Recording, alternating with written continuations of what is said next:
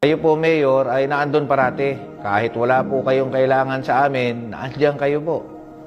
You will give us everything and expecting nothing in return. Yun po yung kitang-kita po sa inyo. Sir, I will accompany you to Davao. Yun din po yung aking plano. I will not expect anything anymore. Just serve my remaining career in Davao with you. Ang masabi ko, may puso siya, lalong-lalo na sa mahirap. Actually, may mga nagtatanong nga sa akin kung ano ba daw talaga yung ugali niya behind the camera. Ang masabi ko lang, he's a jolly person, matalino, at higit sa lahat, mapagmahal, literally and figuratively. Para sa akin, isa sa natutunan ko kay PRRD ay yung pagiging mabait, pagbibigay respeto sa kanyang mga security. As Commission Officer, pili ko po itong tularan at ma-apply ko po sa aking nasasakupan. Sana sir, hindi mo kami makalimutan kahit na hindi na kami mag-work for you. Malapit na kasi, and sana sir, parati kang healthy kasi pag happy ka, iba kasi yung dating ng smile mo sir, pag happy ka na, giging happy din kami parati. And sir, bata mo ako forever. Ako magapasalamat kay naghatag ka sa amo og hope. Wala nga kabalo sir, pero idol yun ka sir. Kasi idol kayo tika sir, dili kayo tungod sa imong leadership o sa imong nabuhat sa amo kundi tungod sa imong pagkamaayong tao. Naarami permi sir, mag-support sa imo ha sir. Sana sir, mas mahaba pa yung time na ikaw ang presidente. Kasi you have done a lot. And sana ipagpatuloy kung sino man yung papalit sa inyo, yung mga numpisan mo. Sana palagi ka pong nandyan. I have learned a lot from you, and especially sa mga mentoring na binigay niyo po sa amin, sa lahat ng guidance, sa lahat po ng tulong. We will be forever grateful for those services that you have given us. You're one of the best tatay sa totoo lang. Sa mga matagal nating pinagsamahan, sir, more than 5 years tayong magkasama. Nakita ko yung saya mo, yung hirap mo, yung mga tagumpay mo, syempre. Sana ma-enjoy mo pa yung life mo, na wala nang stress, wala nang lahat na ng gusto mong gawin, magagawa mo. Sharing him the 6 years of his presidency, since the very beginning, the campaign period, and then until the end of his term. During the remaining years of our lives, no, na makikita ko pa rin na mahal na Pangulo natin na nagsiservisyo sa bayan at nabibigay ng guidance sa mga sumusunod sa kanya. Gusto ko lang sir na sabihin sa iyo na mahal ka namin sir in behalf of the Presidential Escorts Battalion. Mahal na mahal ka namin at napakasaya namin na ikaw ang naging boss namin, ikaw ang naging presidente, and gusto ko lang sabihin sa inyo na from the bottom of my heart, mabuhay po kayo.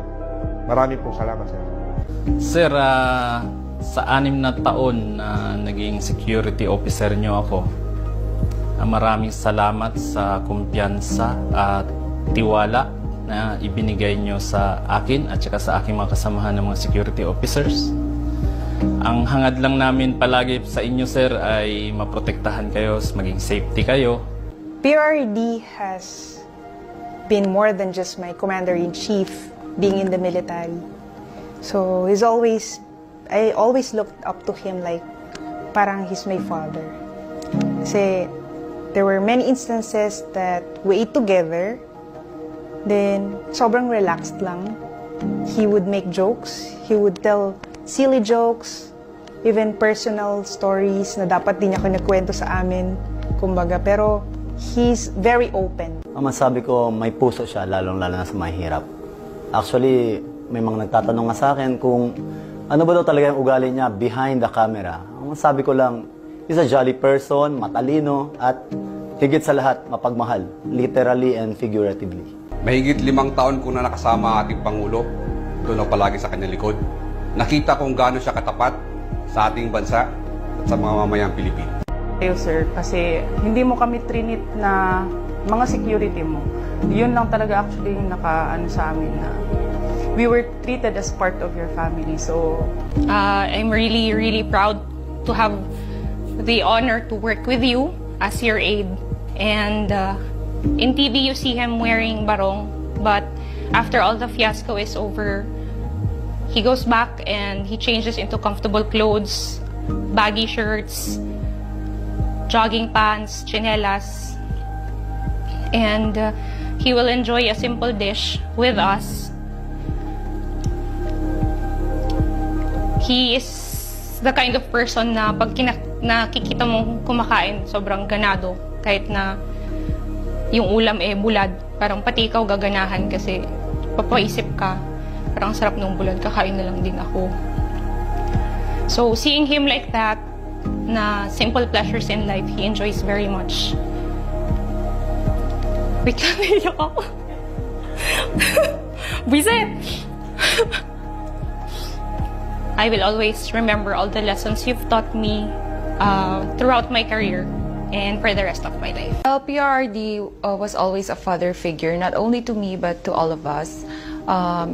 My special story about this is that when I had a miscarriage, he was very considerate and he was very concerned, and he let me to take time to rest and recover from the incident. He also tried to comfort me with his words and positive perspective. So I really appreciate that.